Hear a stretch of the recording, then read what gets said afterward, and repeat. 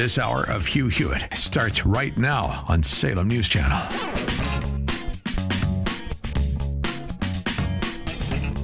Good morning. Dwayne Patterson in for Hugh Hewitt on day 3 of the Guest Host Week. In the first hour of the program today, we are going to look at all of the furor involving the Beltway over the release of material, the threat to democracy that more information is released about what happened on J6. All that ahead on hour 1 of the Hugh Hewitt Show.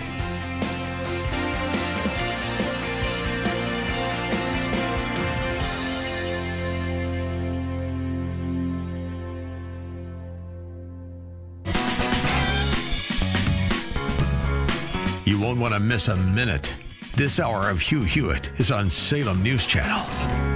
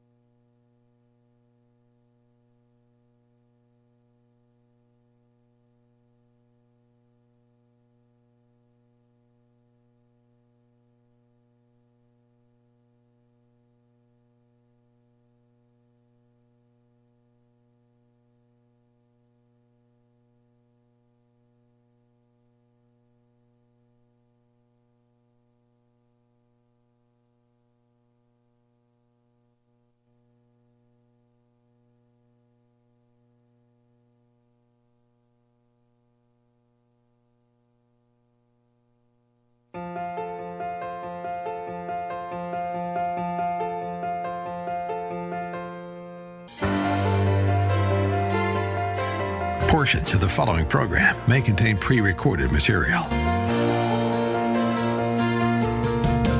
Morning glory, America. Bonjour, hi, Canada. I'm not there. The middle of my vacation week. Spring break at Chapman means I chase grandkids for a week. Well, Kate can't actually be chased. Young's Kate must be endured. But Generalissimo is there to take it away, as he has so expertly done, as you're emailing me.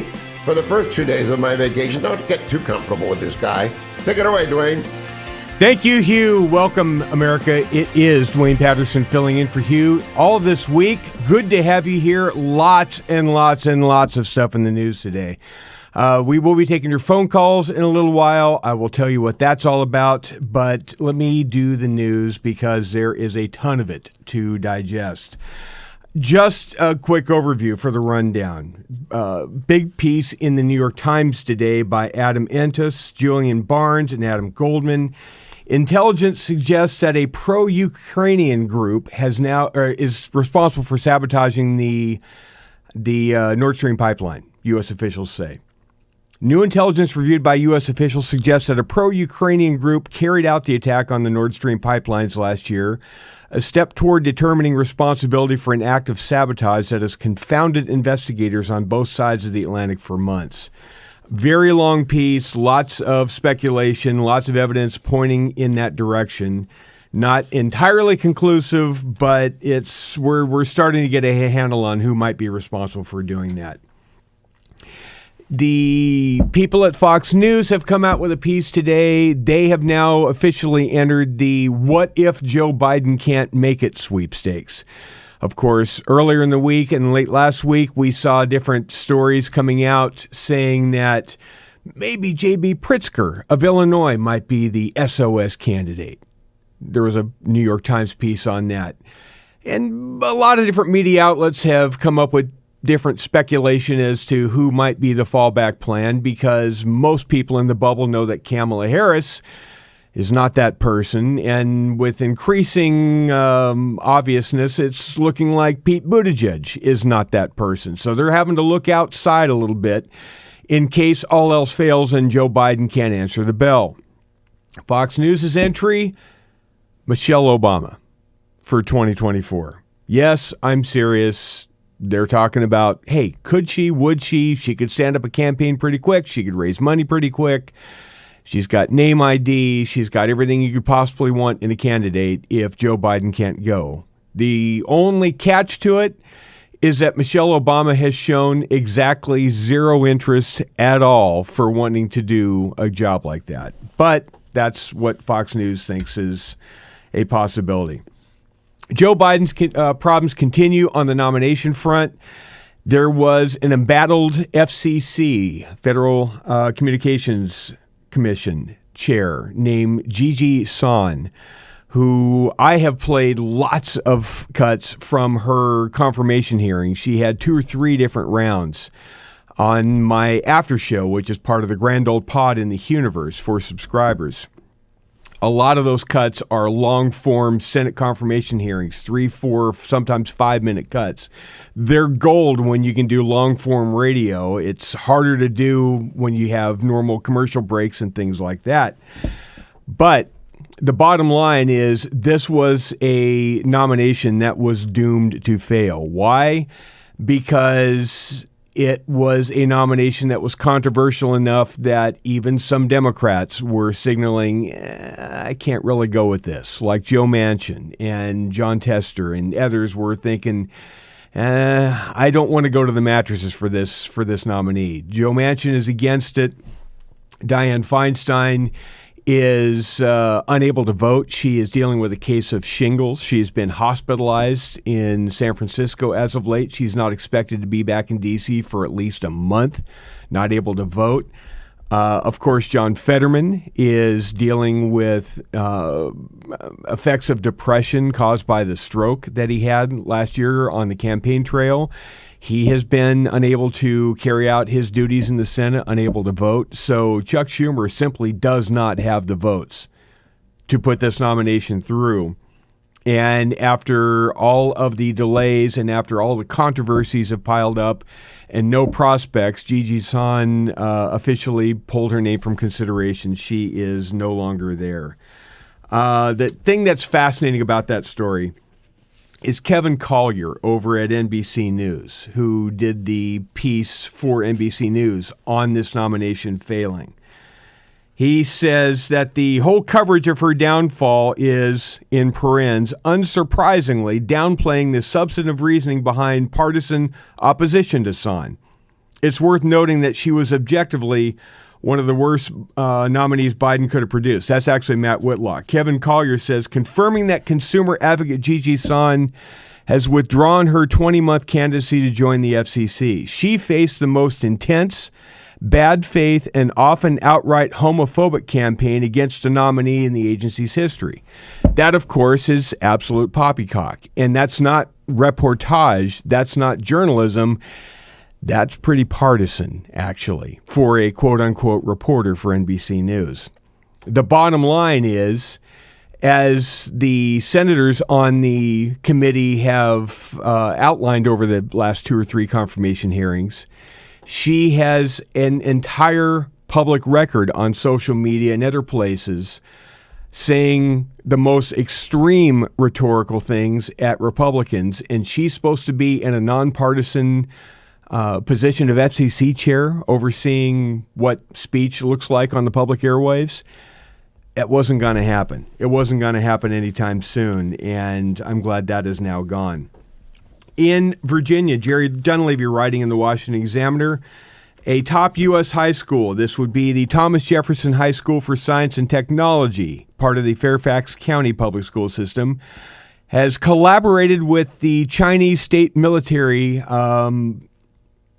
That's not a good thing. When one of our top STEM schools in the country is now taking money and working with the CCP, that's not typically a really good news story.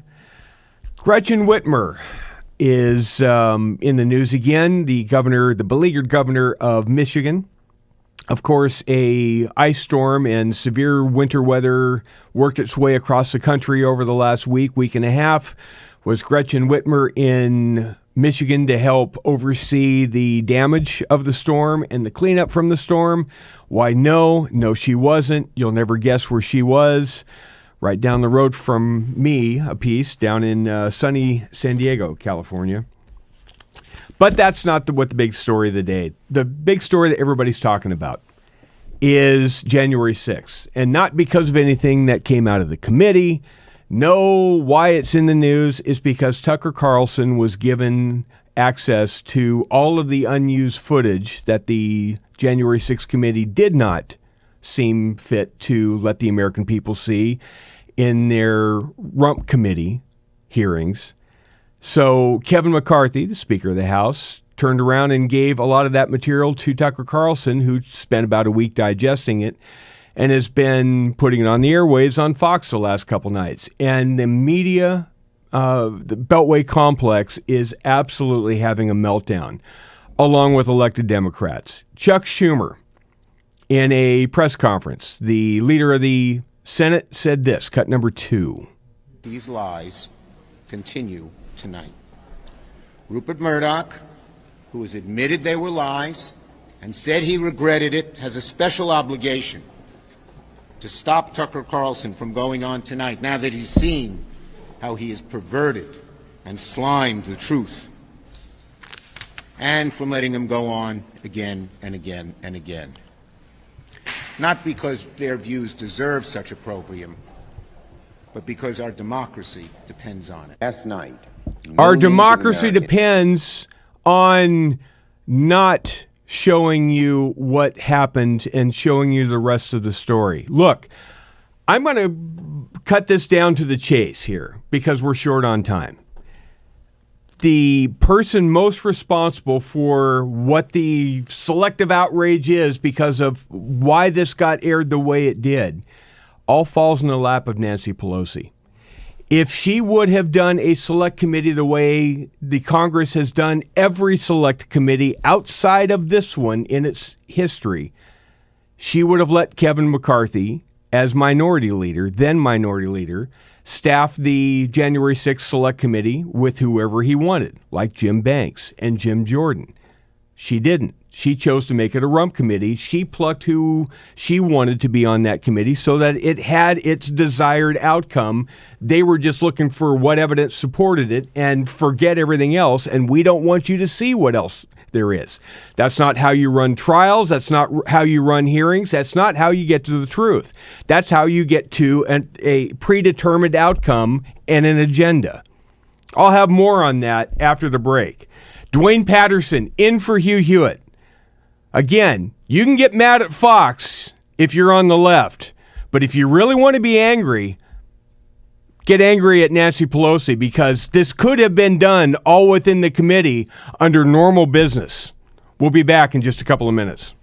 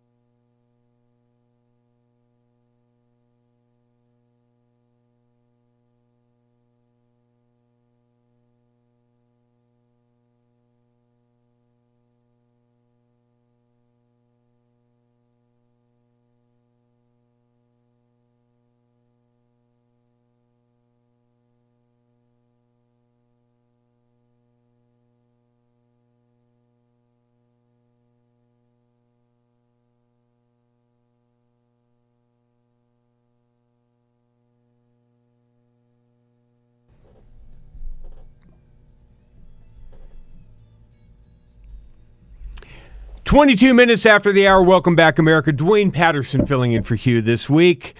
More on the J6 meltdown over democracy being threatened by you having access and seeing more, not less. That's really supposedly a bad thing, according to the left in the media complex. Don't quite understand that concept, but we'll digest that a little bit more coming up a little later in the program. I want to play something else that happened yesterday up on the Hill, though, and that is testimony from the chairman of the Fed, Jerome Powell. He was speaking in the United States Senate in front of the Banking Committee and had this to say about interest rates and why they're still a little higher than they need to be because inflation is still a little higher than he wants it to be. And there's a reason why. Cut number 4. I'll review the current economic situation before turning to monetary policy. The data from January on employment, consumer spending, manufacturing production, and inflation have partly reversed the softening trends that we'd seen in the data just a month ago. Some of this reversal likely reflects the unseasonably warm weather in January in much of the country. Still, the breadth of the reversal, along with revisions to the previous quarter, suggests that inflationary pressures are running higher than expected at the time of our previous FOMC meeting. From a broader perspective, inflation has moderated somewhat since the middle of last year, but remains well above the FOMC's longer-run objective of 2%.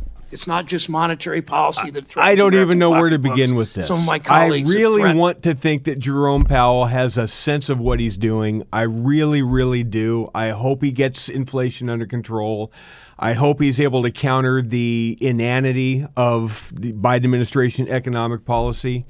But when he's blaming higher inflation on climate change, that's kind of a reach for me. That seems to be a little nutty as an explanation. But anyway, nevertheless, we have higher interest rates because inflation is sticky high. It's not moderating anywhere near enough for Jay Powell's liking. So we're going to have even higher interest rates coming down the pike. What that means is you're going to see a higher than what was previously expected rate hike in all likelihood the next time the Fed meets and hands down their meeting results.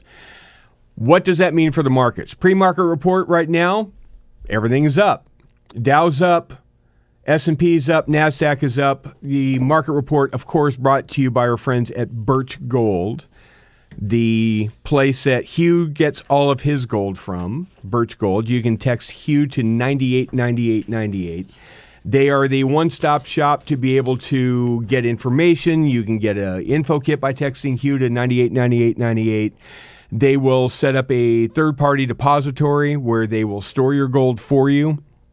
They will monitor it. They will keep track of it. They will keep it completely legitimate so that it qualifies under the IRS. You can transfer a portion of your retirement into precious metals, and Birch Gold will handle that for you. You get all the information by texting Hugh to 989898. AAA rated with the Better Business Bureau. You can trust them. Hugh trusts them. Everybody we know trusts them. Birch Gold. The thing about the market, by the way, is even though the talk from Jerome Powell is that there's going to be more rate hikes coming, inflation's going to be stickier a lot longer than we thought it was going to be, gold actually went down a smidge in overnight trading. The early market report is gold is down to 1817, which is just a tick under what it was yesterday. Maybe an entry point for you. I'm not sure where your entry point is. Hugh's entry point is at 1800, but it's been north of that for quite a while. But you can go to Hugh, or you can go to Birch Gold by texting Hugh at 989898. Now, we had news from the border. There were 4 Americans that were kidnapped going across the border in Brownsville into Mexico by basically the cartel, the closest terrorist group working to our southern border. 2 people of the 4 have been killed already. 2 have been rescued. What does that mean? Well, it means that we have a whole bunch of people that are still working their way north because they don't have enough to eat. They don't have enough water to drink. They don't have anywhere to stay. That's why food for the poor is so important. Here is that cut from today. Adam. 2/3 of the country is in a food crisis. We are talking of 400,000 small producers' families, and each family has at least 5 members. There are 3.2 million Hondurans living in a situation of poverty and hunger. Food for the Poor is the charity that we trust, everybody trusts. They are the most efficient people out there. You can go to 855-359-HOPE, 855-359-4673, or click the Give Food, Give Hope banner at the top of HughHewitt.com. Help these people out, because not only does it feed and save kids for a very modest amount of money, it keeps these people where they want to remain instead of going through and dealing with the cartels. I will be back. I will get my relief factor spot in and do more on the J6 fallout when we come back. Dwayne Patterson in for Hugh. Stick around. We'll be right back.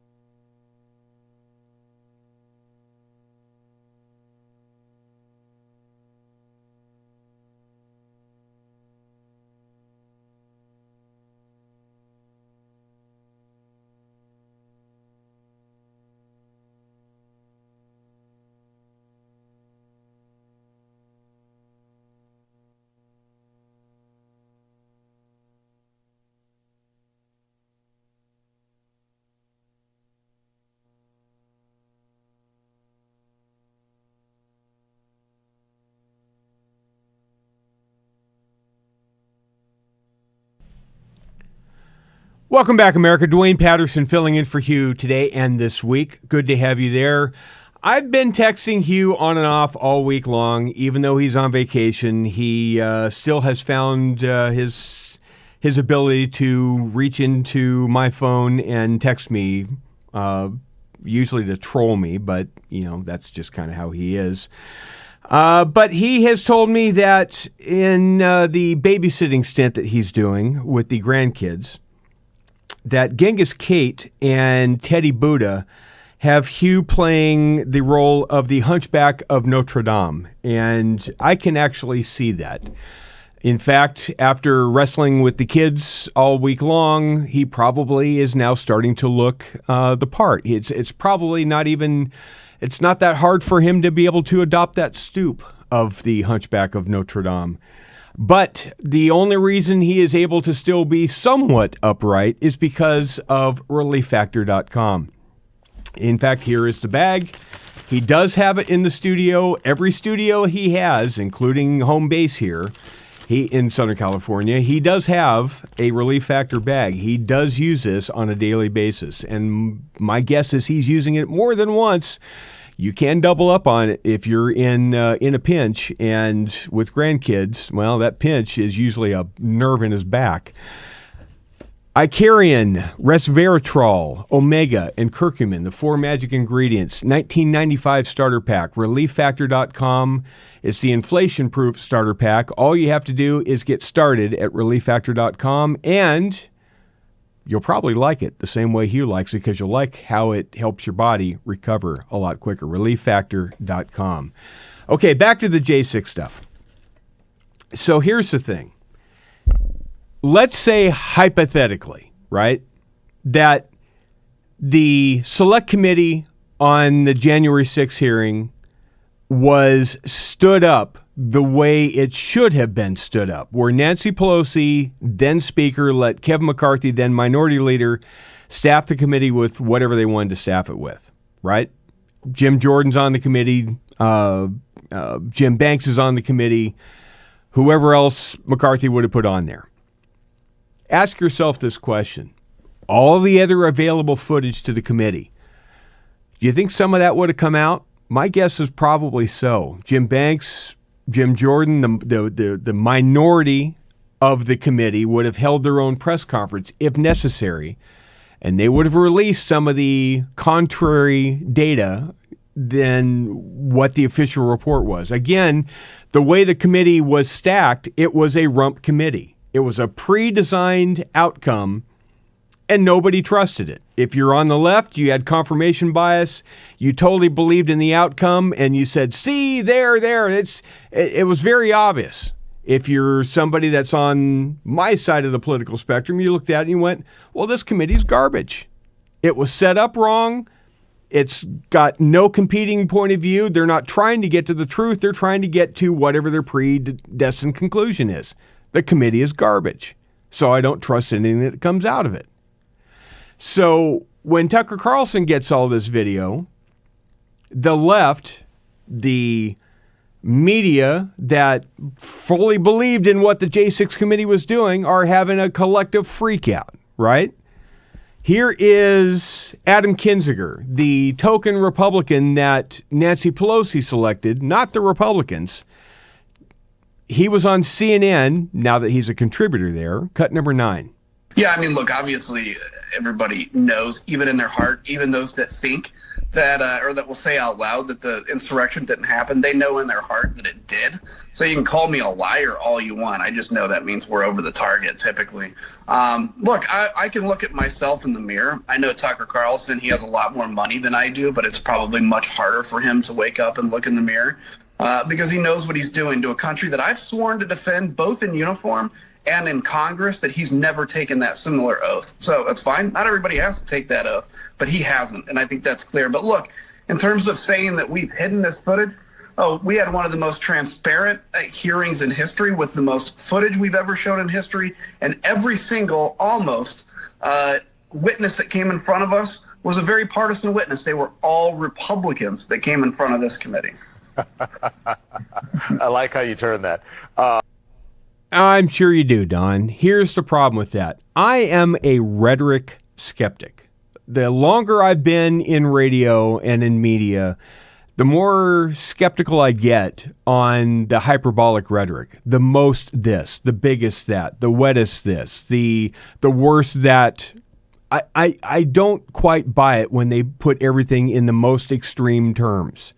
So when Adam Kinzinger says we had one of the most transparent hearings in history, no, they didn't.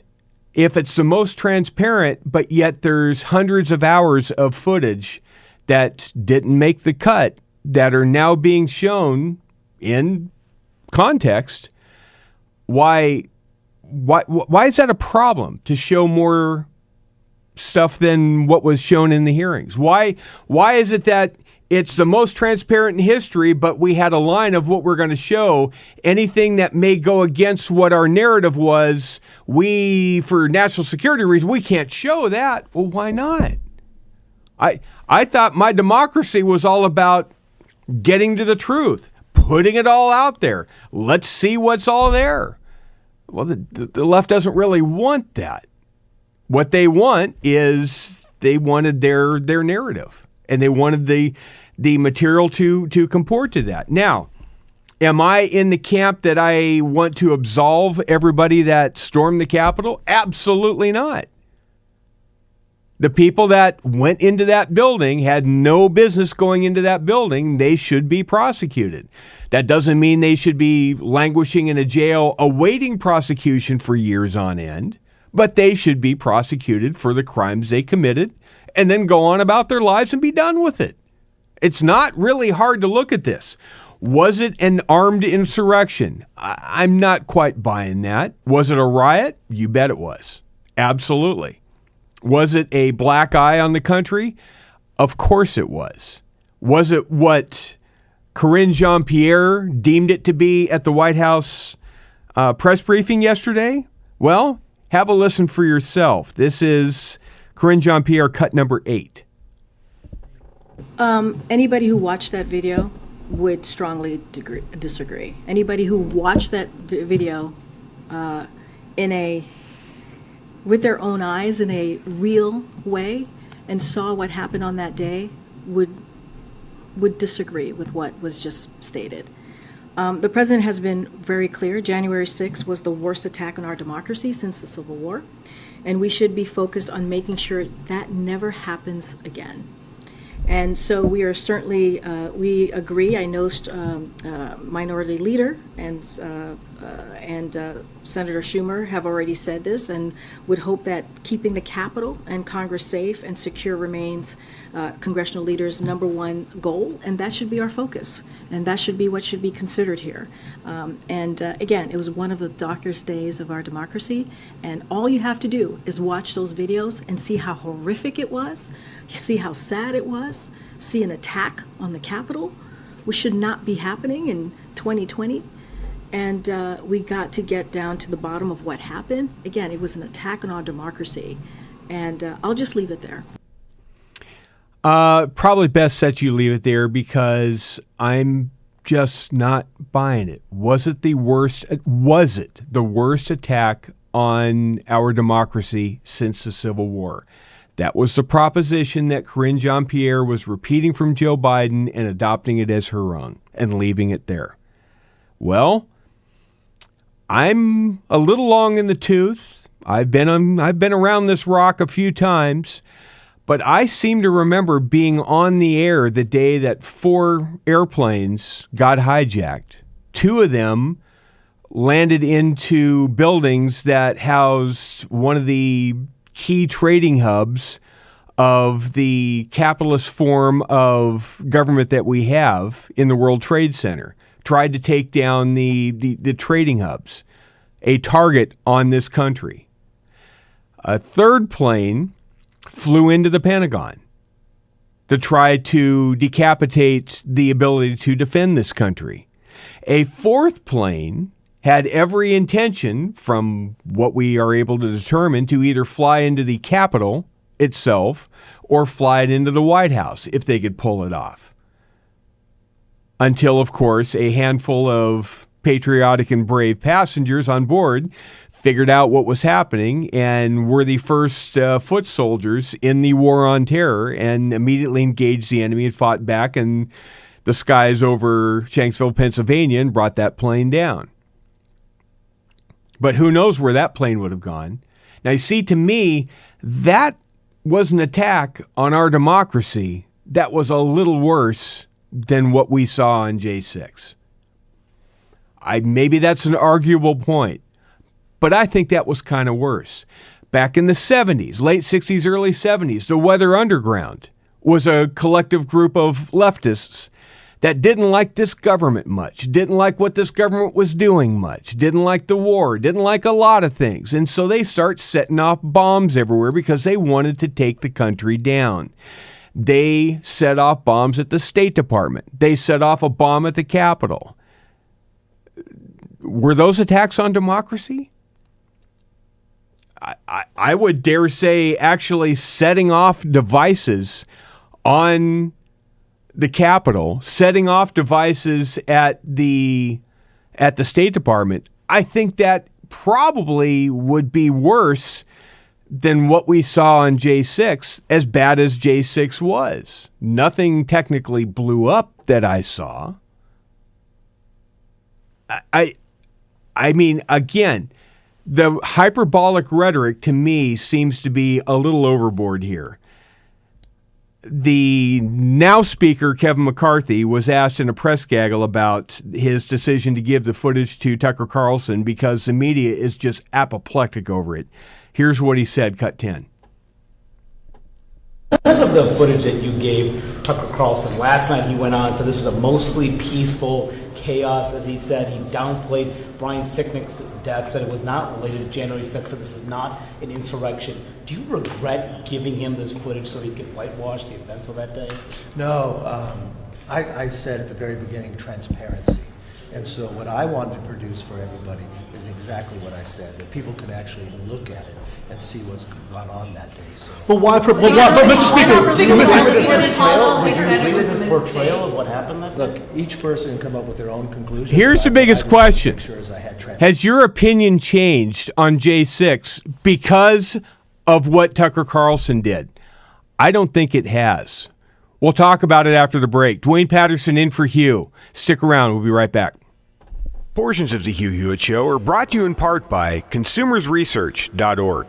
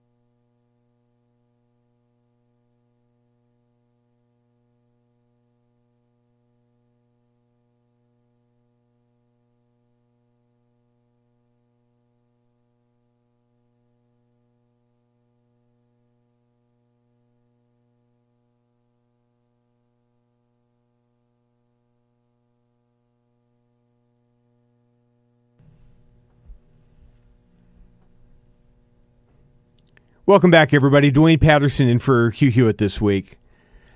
A couple of closing thoughts on the J6 stuff, and we'll revisit this a little bit later with Olivia Beavers of Politico and later on the show with Jim Garrity as well. Garrity the Indispensable will be along. But to me, all this noise, it's just noise. Whatever Tucker is doing on Fox and whatever light he is shedding and whatever videos coming out, to me, is probably stuff that would have been what we would have been talking about had the J6 committee been stood up as a legitimate committee by Nancy Pelosi in the first place.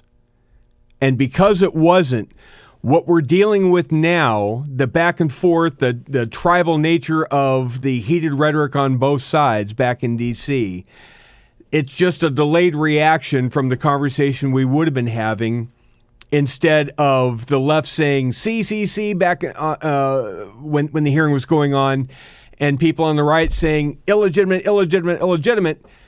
We're now having the actual, okay, was this a thing or was this not a thing? And how serious or how unserious was it? And my proposition here is I don't think this changes anybody's minds.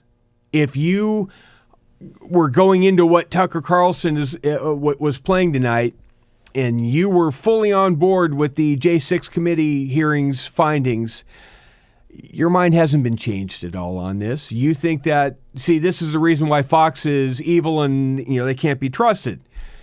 If you're on the right, I don't see how what Tucker Carlson is doing is anything more than confirming what you already don't trust about the government.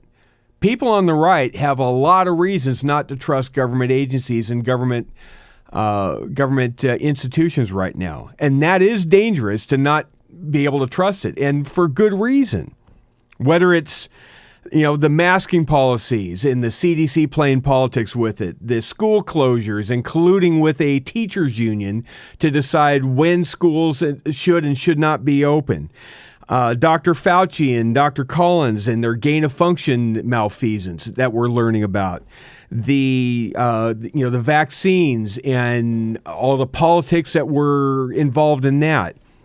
The FBI targeting people that went to school board meetings, just parents that were expressing their concerns over all this woke stuff in education.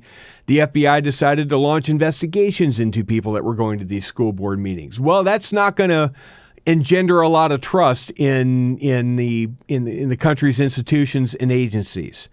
Or most recently, the FBI's colluding with the Southern Poverty Law Center. There's lots of reasons why people on the right have an issue with the government right now, and Tucker Carlson's presentation is going to feed into that narrative. But I don't think anybody on either side has had their opinion changed on this. It's just everybody's at each other all over again, which is kind of sad, but it's kind of the way things go in a republic. It's kind of messy sometimes. Speaking of messy, in Utah, we learned out of a story in the Daily Mail by Louis Pennick that Utah has filed a lawsuit now against the National Association of Attorneys General over its share of around $280 million that is allegedly used to invest in political schemes like ESG. Now, I saw that and went, I'll bet you consumersresearch.org is going to have something to say about that.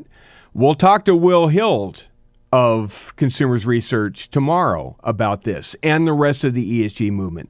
Again, that's kind of, they're a sponsor of the show. They didn't know I was going to do this. This is just a story that kind of plays into that. The Attorney General of Utah, Sean Reyes, said that the National Association of Attorneys General wrongly invested public money in these political schemes, and the suit now comes amid scrutiny of their finances and claims that it lost $37 million last year in ESG investments. And that's just one little group of statewide attorney generals. just think of all the money that's being lost all over the place in state pension funds and retirement funds. That's what you can learn about and what's going on and how to fight it by going to consumersresearch.org. Consumers plural, consumersresearch.org. We'll talk to Will Hild about that tomorrow. As we go out this hour, I just want to do one more quick pitch. I got a missive from Hugh during the last segment who said, I'm crushing you on food for the poor. You pitch like it was the old softball days. Look, I could play the gotcha game with you. I could go the back and forth, but the truth of the matter is this audience is a giving audience. It is a great audience. They are continuing to give to Food for the Poor by going to 855-359-HOPE, or you can text Hugh to 91999. That's text Hugh to 91999. $144 feeds 4 kids for a year. $72 feeds 2 kids for a year. Help out, won't you? If not for me, for Hugh. Dwayne Patterson in for Hugh. We'll be back with Hour 2 right after the break.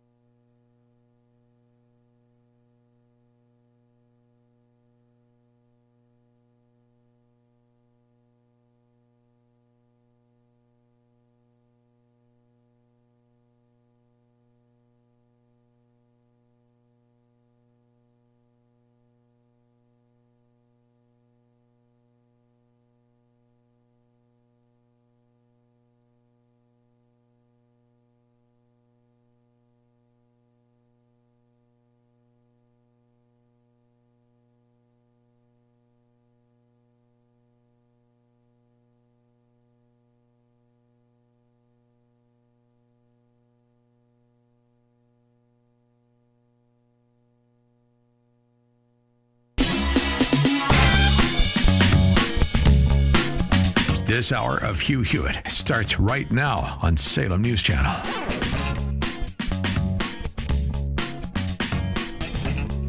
Hour 2 of the Hugh Hewitt Show with Dwayne Patterson filling in for Hugh this week. A continued look at the news, plus a couple of rants I have built up, plus a conversation with Olivia Beavers over at Politico.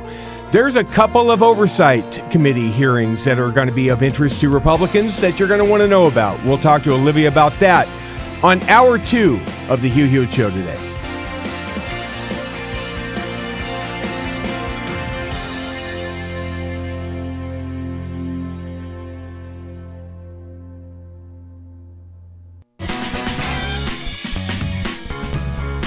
You won't want to miss a minute. This hour of Hugh Hewitt is on Salem News Channel.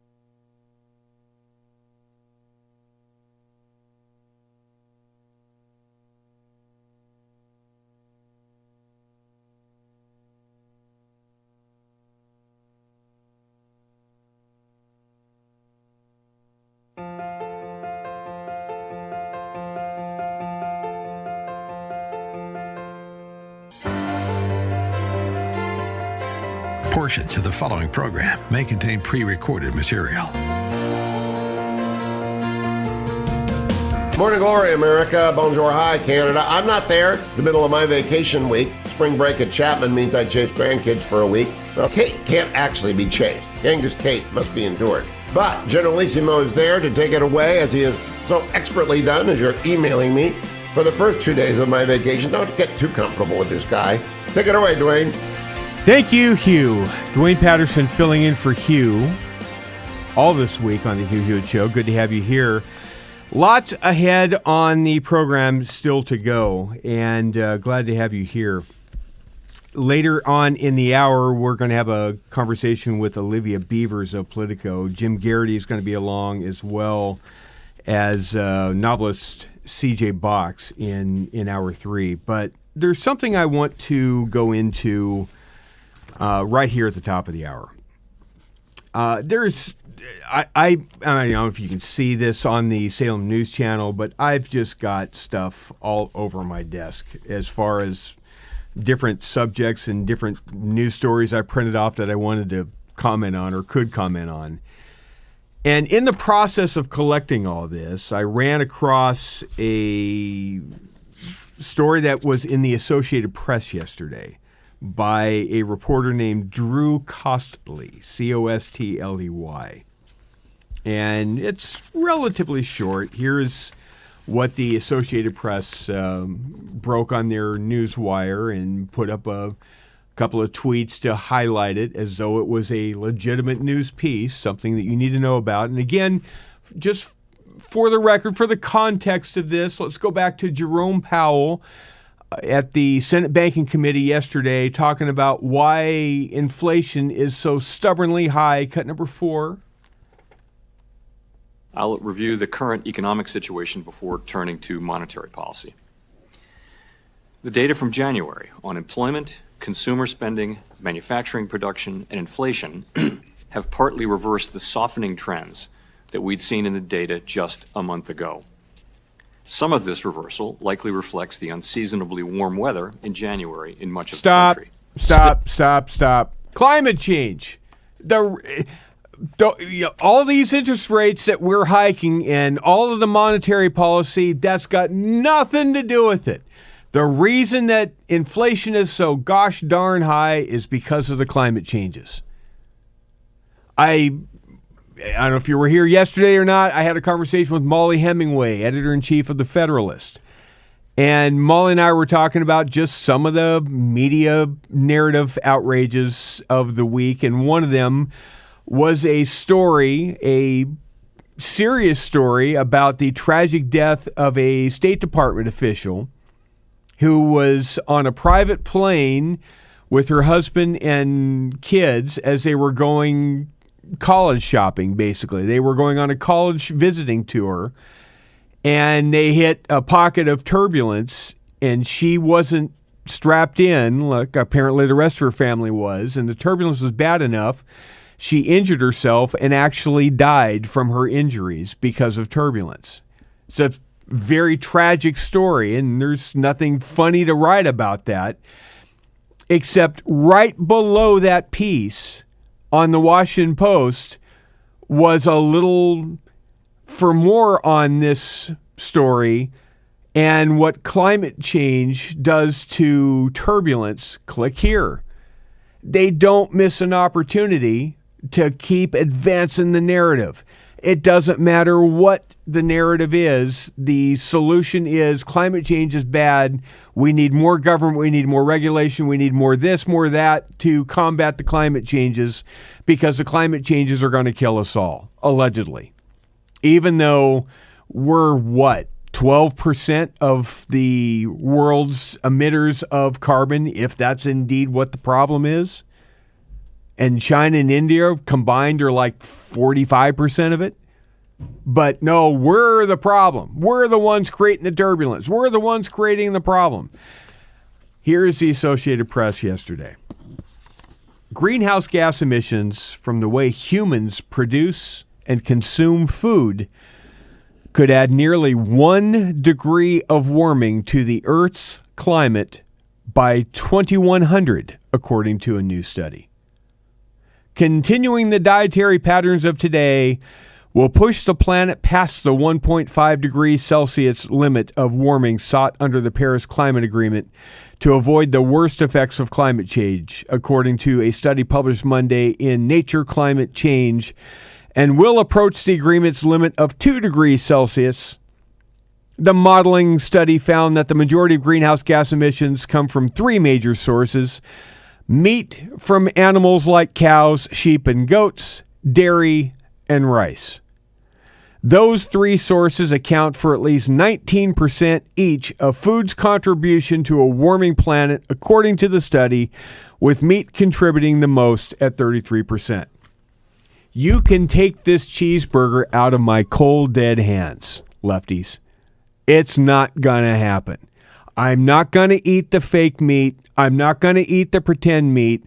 If I've got to go if I've got to go seize former Congressman John Campbell's cattle farm in Kansas and grow my own cattle, I will. You're not taking my steak from me. You're not taking my burgers from me. It's just that simple. Here's the thing that's so ridiculous about this. Back in September of 2022, I live in Southern California. We're in a desert. We always have been in Southern California. It is a very arid, dry climate. We don't get much rainfall every year. We're lucky if we get 12, 13 inches for the entire year. We've had 3 subpar years, 2 pretty low, 1 just a smidge below normal, but since it was still below normal, it still counts as a drought. So we were using, the hyperbolic rhetoric that we seem to use all the time. We were in the droughties of all droughts, the worst droughts in the history of droughts. All was lost, all was lost. A USC climate expert who all of the media locally and nationally use because he's young, he's hip, he's from UCLA, he's got a PhD, and he's the go-to guy on all things climate-y, right? And so they bring this guy on for a story back in September, and his prediction was that this coming season, meaning what we've just gone through in Southern California for the last couple of months, he predicted back in September, yep, you're going to have another 4th year of drought. We're not going to have any rain. It's going to be dry. It ain't going to happen. And that's even as rain had already fallen in September, which we very rarely get in California. We got to December. The end of December, and we had a lot of rain. We had snow in the mountains, more than what was predicted. And then we had a bunch of storms in January. This same expert who was wrong as the day was long about his prediction, not about the year 2100 like this AP story was talking about. He was talking about just one little section of the climate and making a prediction for the next 4 to 5 months, not 73 years later globally. And his prediction was we're going to be dry. We weren't. We got to February. And this same expert, who the media still views as credible, even though he was wrong, and nobody questioned him about, hey, didn't you just say we were going to be dry? How come we just got 8 inches of rain in January? He just shifted the narrative. Well, looking at the models now, sure, we had a little rain in January and we had a little rain in December, and that's really good. We needed it. But it's going to be dry in February. Dry. They're still digging out in the mountains. We got buried here. It doesn't seem to matter with the left. They just do this over and over again and just change the dates, change the narrative. They can't predict what climate change is going to do in one region in 3 months. And we're supposed to believe the AP citing a study that it's going to be something in the year 2100. And oh, by the way, the Associated Press, they get paid to write stories like this. Last year, the New York Post reported they got paid $8 million by pro-climate change outfits that are paying the AP to write these stories as though they were news stories. So the whole thing is fake. This show is not fake. I'm not fake. I'm right here, Dwayne Patterson filling in for Hugh. We'll come back and talk about all sorts of other stuff right after the break. Stick around. Portions of the Hugh Hewitt Show are brought to you in part by Birch Gold Group.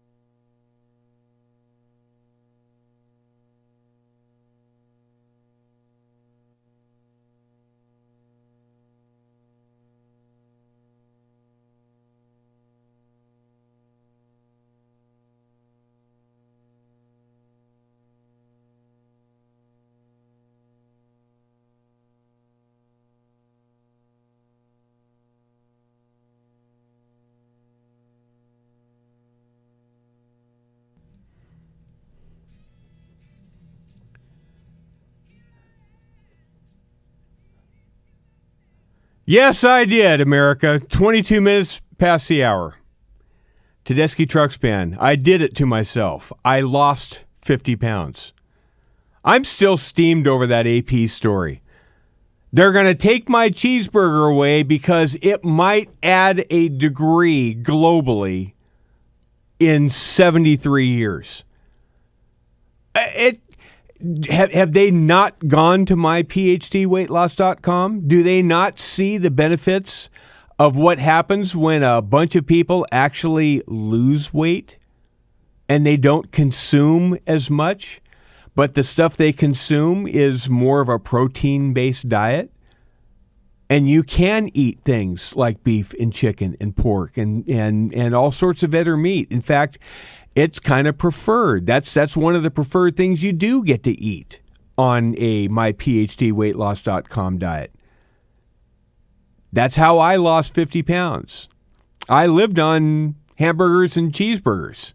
Now, I took the bread off. I didn't have the bun on them. They were basically just patties.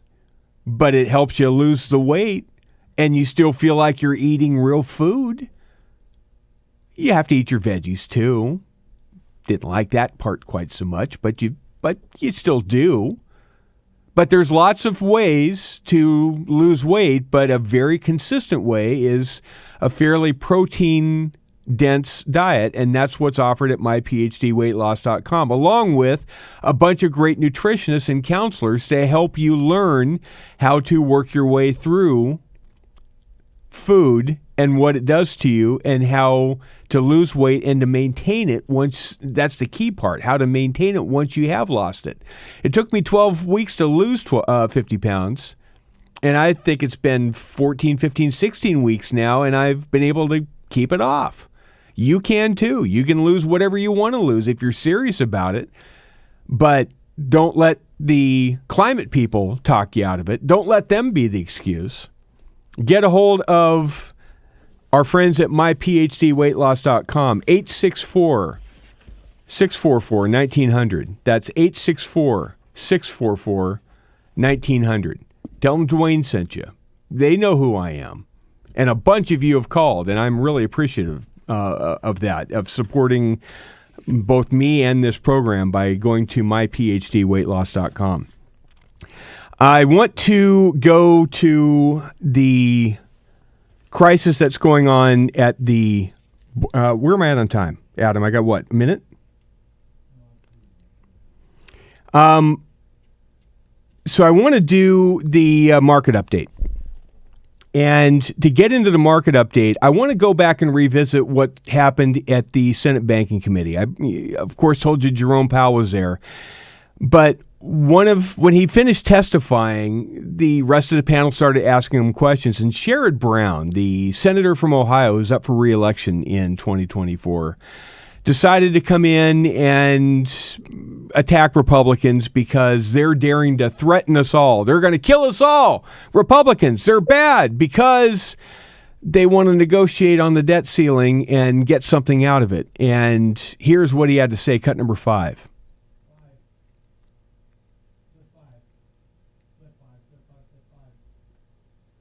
It's Jacob, not just monetary policy that threatens American pocketbooks. Some of my colleagues have threatened the nation's full faith and credit by holding the debt ceiling hostage for partisan politics. Instead of paying our bills on time, they're essentially threatening all Americans. They're threatening all Americans by doing something that every Congress that is of a different party than the person in the White House has done every time the debt ceiling hits the roof. When we've got to increase a debt ceiling, you have to negotiate. You sit down, you talk it out, you figure out what you can cut. There's got to be some give and take, and then the debt ceiling is lifted. There is not going to be a crisis. And looking at the pre-market report brought to you by our friends at Birch Gold, where you can prepare for the oncoming recession, which is a day closer thanks to interest rates having to go even higher to combat sticking inflation that's not coming down anywhere near as fast as Jerome Powell thought it was going to. You can text Hugh to 989898 and learn all about what Birch Gold does. The pre-market report is mostly up, meaning they heard Jerome Powell, they heard the fear-mongering, they heard the scaremongering from the Democrats, and most people that are investors, they're not buying it much. They're looking at what's going on the market and saying, yeah, things are going okay, but there's going to be a recession fairly soon. You should text Hugh to 989898 and learn what Birch Gold can do for you as well. ReliefFactor.com. This is the bag, the blue and green bag that Hugh likes to talk about. Well, he's got lots of these bags. He's got one in every studio he's at. ReliefFactor.com is what is keeping Hugh from actually becoming the Hunchback of Notre Dame. He texted me a little bit earlier in the program that he is having to play the role of the Hunchback of Notre Dame because that's what the grandkids want him to do. Well, at his vintage, if he doesn't have Relief Factor and its 4 magic ingredients of Icarian, resveratrol, omega, and curcumin, he will actually act and look like the Hunchback of Notre Dame. So if you want to be able to keep up with the grandkids, go to ReliefFactor.com. $19.95 is a starter pack. Dwayne Patterson in for Hugh. We will be back right after the break. Stick around.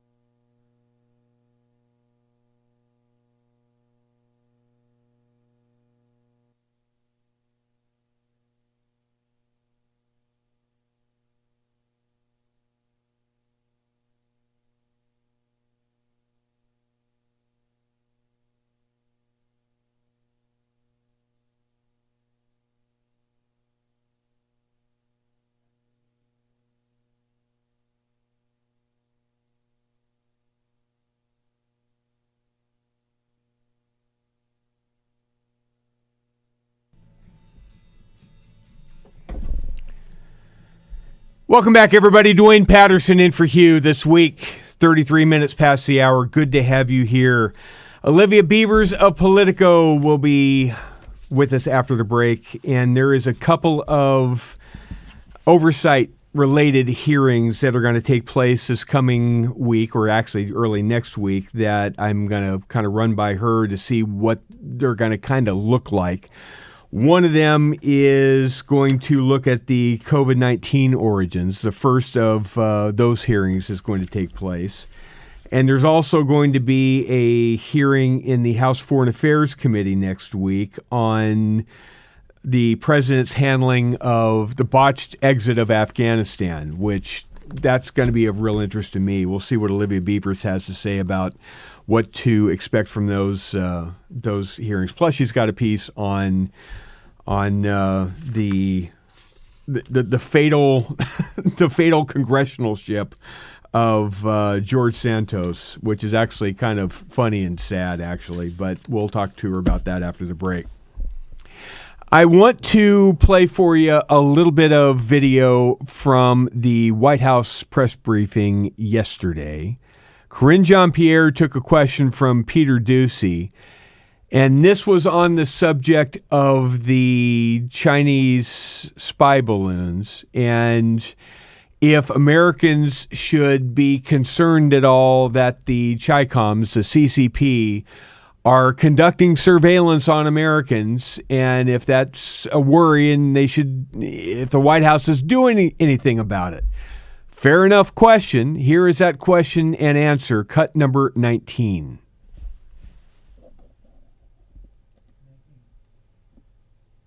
Jacob, cut 19. Okay, and another subject. How worried should Americans be about China spying on them here at home? And what do you mean specifically, Peter? Well, there were the Chinese spy balloons, and now there are these Chinese spy cranes. The Wall Street Journal is comparing them to Trojan horses in use at 80% of U.S. ports. So let me first say that what the American people could be assured of is that this president is going to protect them. And making sure that we put our national security first when it comes to anything that they feel could threaten that.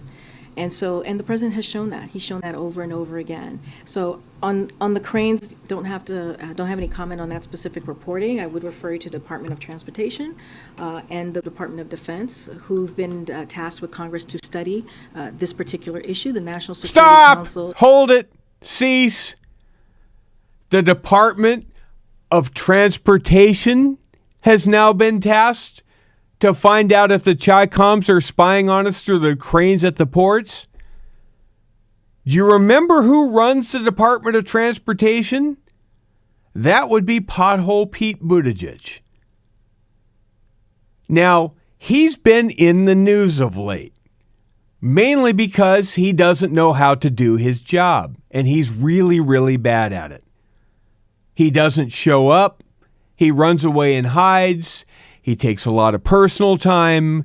He runs to Hillary Clinton at the Clinton Global Initiative and says, "Mommy, make it stop because they're being mean to me." Pete Buttigieg is apparently going to be the guy to be the first line of defense to keep the CCP from spying on us by way of these cameras up in the cranes in the nation's ports. Boy, I feel a lot better now, don't you? Staggering. The capitulation and the complete sawing off of the limb underneath 173 members of the House GOP the House Democratic Caucus. Remember, these are the poor people who figured that Joe Biden, being that he asked them to back the play of the District of Columbia, since everybody wants them to become the 51st state, they came out with a crime bill. Their crime bill that they passed in the district would basically ease penalties for crimes up and down the chain. The Republicans in the House said, no, they're not going to do that. That's stupid. And so they passed a measure in the House to overrule and overturn the District of Columbia's legislation. And it went on to the House, or into the Senate, and it passed in the Senate with bipartisan support, mind you. But the House Democrats, they marched in lockstep. 173 of them signed on to oppose the measure that would have overturned the District of Columbia, making it easier for criminals to conduct crime and get away with it in the district. So what does the president do? Why, he double-crossed the House Democrats. And he said, yeah, I'm going to go along with the Republicans in this one. I'm not going to veto that measure. I'm going to go along with this. And the screwing over of the House Democrats was made complete today by Chuck Schumer, the leader of the Democrats in the Senate, who said this in a press conference, cut number 1.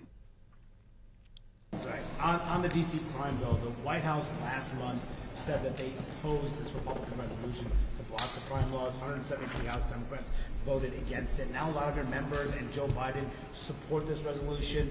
How are you going to vote? And secondly, how did Democratic leaders in the White House so badly bungle this issue? I'm going to vote yes. It was a close question, but on balance, I'm voting yes. It was a close question. No, it really wasn't a close question. Chuck Schumer went, oh, that's the way the wind's blowing. Okay, I'm voting that way. No, it wasn't really that close of a question. He figured, well, I'm not going to put myself out there and be against Joe Biden at this point because, you know, there's just no political gain to it. The House Democrats, that's a different chamber, different body. Not my problem.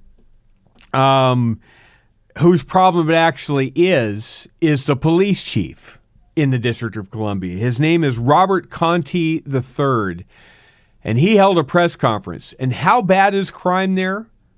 And how hard is it to deal with criminals there? Here is the chief of police, cut number 14, Jacob.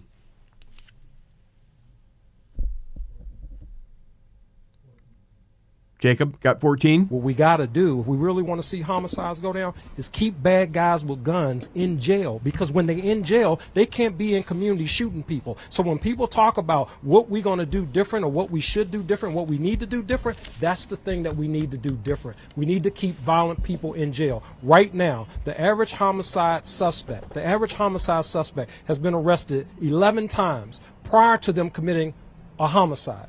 That is a problem. That is a problem.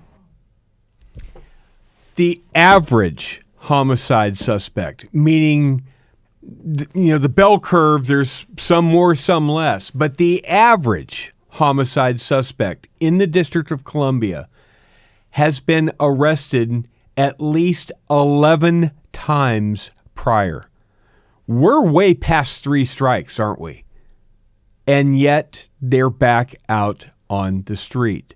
Over and over and over again. Now, tell me again which Republican is in charge of policing and which Republican is in charge of policy regarding crime in the District of Columbia? Oh, that's right. There aren't any.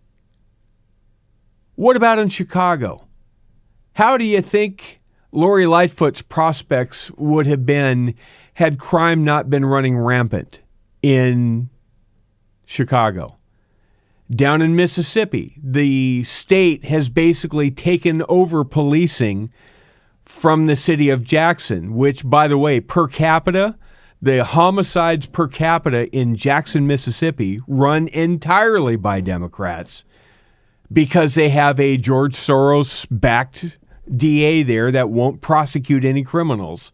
Crime is through the roof there, and it's out of control, and they can't handle it. So the state, which is a Republican-run state, is now coming in saying, get out of the way, we're going to have to fix this. And naturally, you're hearing all the hue and cry from lefties saying, Authoritarianism. This is what happens. Republicans are supposed to be for local government, and they're supposed to be for local control. Except, of course, when local control is getting people killed, then you've got to step in. Look, there is so much craziness that's out there. Let me play one more quick piece. Alejandro Mayorkas, the beleaguered Secretary of Homeland Security, he was on CNN with Christiane Amanpour and had this to say about what's going on the southern border. Again, we just had a kidnapping that resulted in 2 of 4 Americans being killed because they dared to cross the border into Mexico. Here's Alejandro Mayorkas, cut 15, Jacob. Many of your opponents call it a border crisis. Do you consider it a crisis in the Biden administration? Christiane, the issues that we have are extraordinarily diverse. You know, I spoke about extreme weather events. I spoke about cybersecurity. You and I have now exchanged about the threat of adverse nation states that seek to infringe on our and other countries' sovereignty. You know, 20 years ago when our department was created, it was the foreign terrorist. We now have the challenge of a domestic violent extremist. When we speak about the border, we have to put it in context, that this is not a challenge, and it is indeed a challenge, not a challenge exclusive to the United States. You know, Chile just deployed its military to its border. Colombia has 2.5 million Venezuelans within its borders. Okay, let's cut it off there. Look, here's the deal. He can't call what's going on the border a crisis because apparently he doesn't know what a crisis is. I do.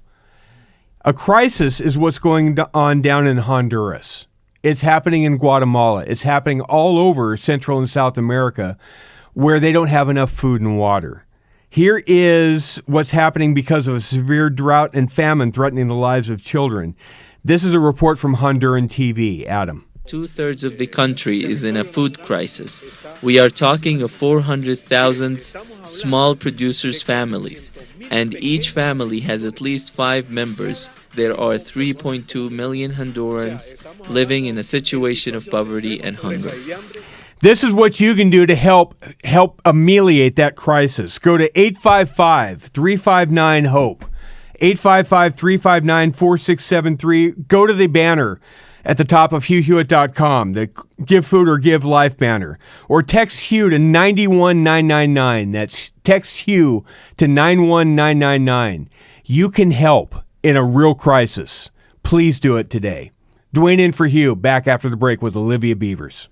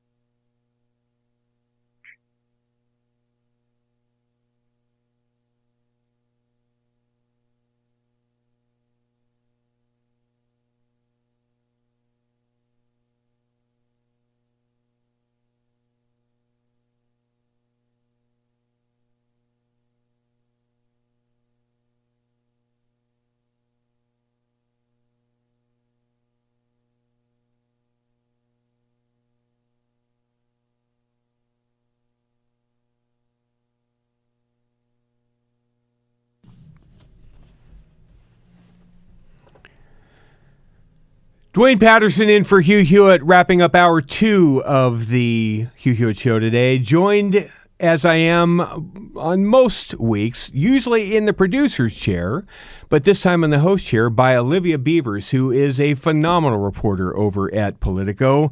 You can read her online at Politico or on Twitter. You can see some stuff that she puts up there as well, at Olivia_Beavers. Hello, Olivia. Good to have you here. How are you? Hey, Dwayne. Good to join you. So we're going to get to your piece, which is a very fun piece, if not kind of sad and pathetic. But we're going to get to the George Santos piece in a minute because there's lots in there that it's very good reporting. Even though it's kind of kicking my side when they're down a little bit, but that's fine. But there's a couple other things that are going to be happening, and since you're the congressional reporter extraordinaire for Politico, there's 2 different sets of oversight hearings that are going to take place in the next week that I want to see if you're going to be plugged into or reporting on or can give us any detail of what we might expect. One of those is the subcommittee to probe the COVID-19 pandemic. That's supposed to be in the offing next week. And the other one is the House Foreign Affairs Committee is going to be looking at Joe Biden's handling of Afghanistan and the pullout. Now, both of those are of great interest to me and of this audience. Do you have any insight as to what that may look like, who some witnesses might be, and what we can expect? Well, yes, but I actually think the Foreign Affairs Committee one is supposed to be today, this morning. Oh, okay. And so just went and double checked myself, but they have a series of different types of people. So they have people who were specialists in the military, in the U.S. Army. They have people who were part of sort of evacuation groups that were going back and trying to get Americans and U.S. allies out. When there sort of seemed like this stall at times from the Biden administration to admit that there were Americans left behind. So that would be like the Task Force Pineapple sort of founder and people. And then you have, Allied Airlift 21 as well. So I think that they're going to be talking a lot about the efforts to get people back home, even when the messaging from the White House was different. And I remember writing stories about it at the time because there was some frustration on my end that story just at some point sort of disappeared from the press's, focus. And I was like, no, this is a really big deal. So I remember talking to Task Force Argos and the efforts to get people back home.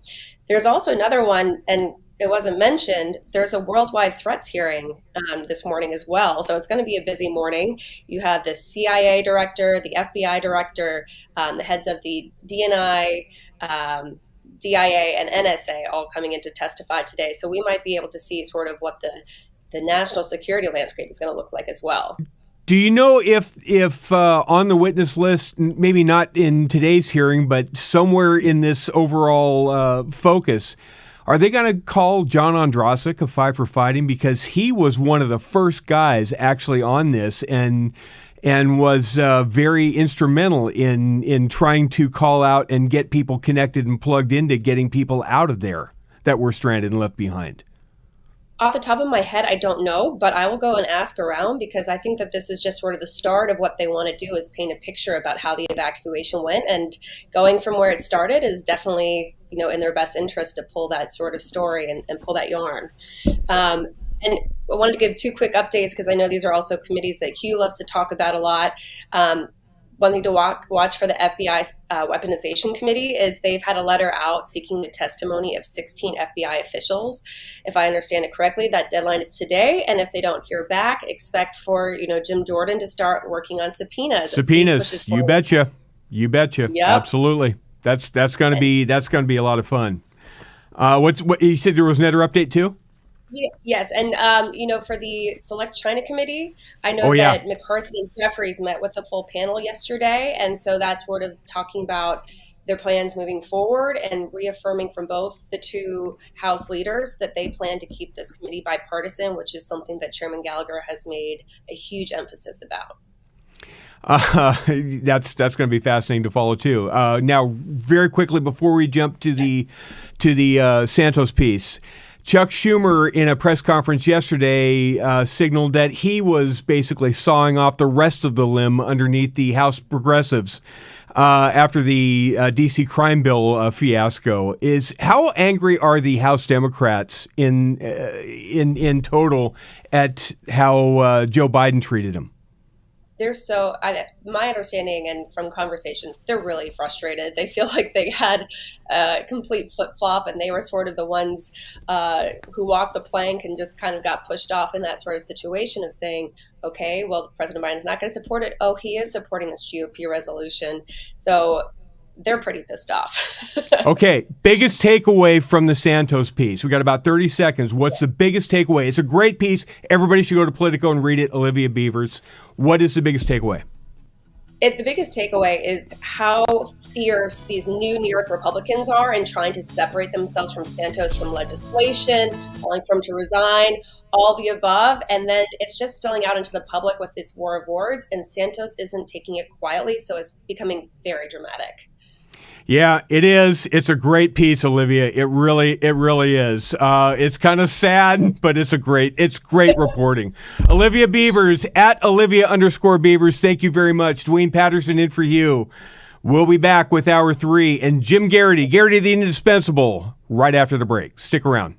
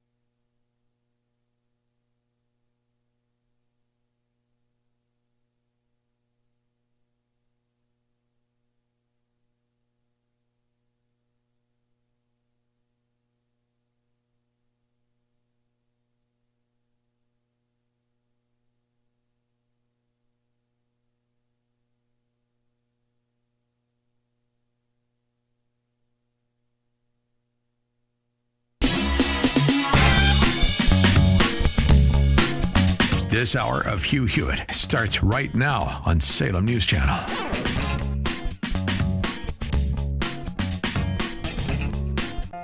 Hour 3 of the Hugh Hewitt Show with Dwayne Patterson straight ahead. In for Hugh, a couple of buddies of mine this hour. First, a conversation with Jim Garrity.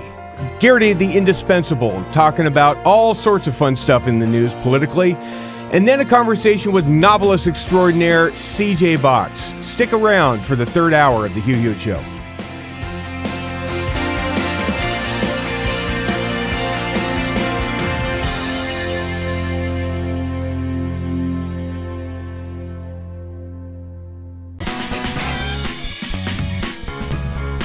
You won't want to miss a minute. This hour of Hugh Hewitt is on Salem News Channel.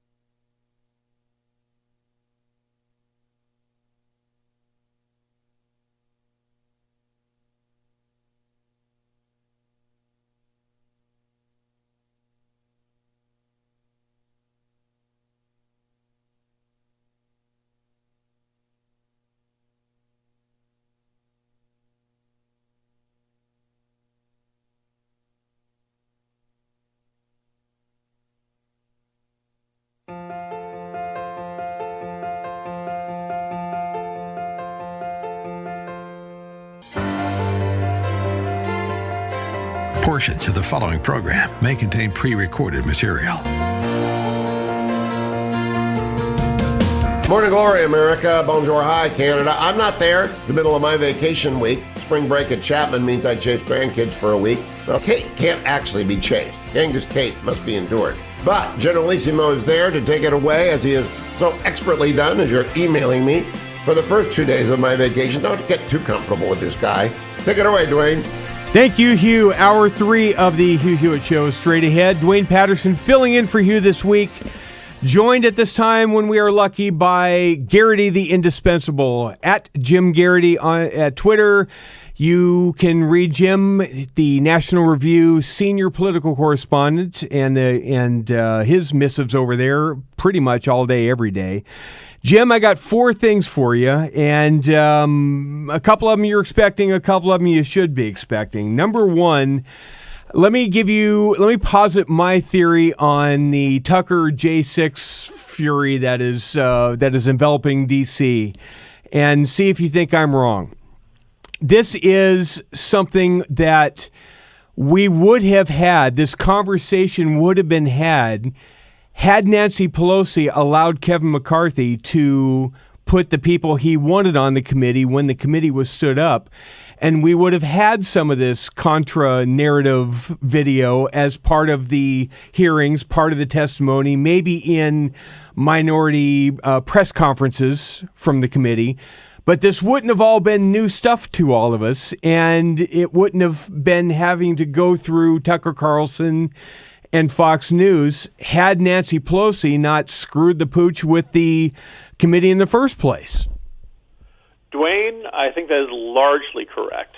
I think that, if there had been Jim Jordan or other Republicans not named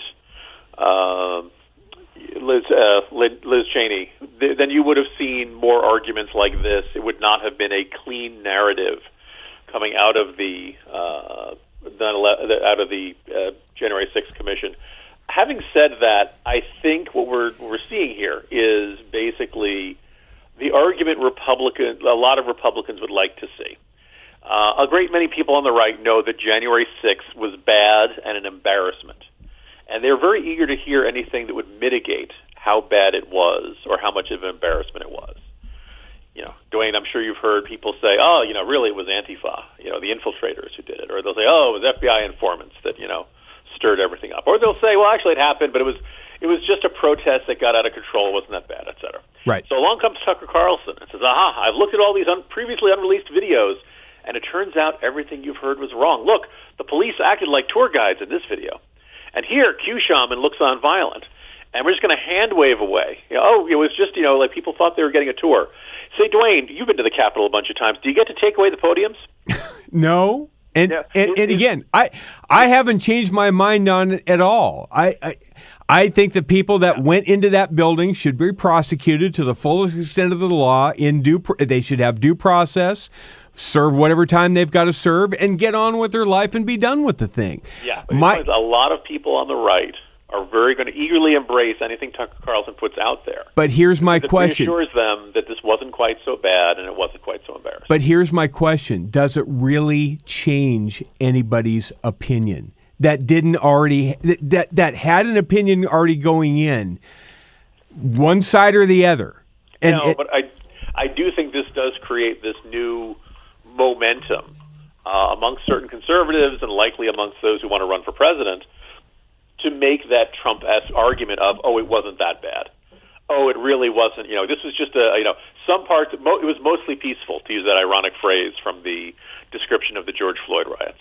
And that's fair. I think where you and I probably disagree is my conjecture is that the people that would come down after Tucker Carlson reports with that viewpoint kind of went into the Tucker Carlson with that viewpoint, and this was just justification for it. The problem is that it's a nonsensical argument. At the end, it was still people smearing feces on the walls. I get it. Now, something that I think we can totally agree on is Karine Jean-Pierre is the absolute worst at this. Here is just a bit of Karine Jean-Pierre at the White House press briefing yesterday. Jacob, cut number 17, please. Well, let's be very clear. Let me take on the drug part here, because since you brought this up, because of the work that this president has done, because of what we've done specifically on fentanyl at the border, it's at historic lows, historic levels. Jim Garrity, I don't think that's quite true. No, it's not. By every measure, measure. It's about as bad as it's ever been, and at the worst, I mean, maybe, there are some numbers that are going to forthcome that'll show some slight improvement or something. But no, here's the thing. What she wanted to say was that the amount seized was at its highest, which you can point to as something of a victory, but you're seizing more because more is coming over the border. There's more opportunities to get it. Your odds of searching a random truck or package coming over the border and finding fentanyl are much higher because it's coming over in such huge amounts. I mentioned that in the Corner yesterday, and I'm writing today about this in the Morning Jolt about this purported shift on detaining migrant families. The idea that maybe after denouncing the policy when Trump did it, Biden is reportedly thinking about bringing it back. And I think what it demonstrates, one, is that actually they're genuinely worried about the border as an issue in 2024.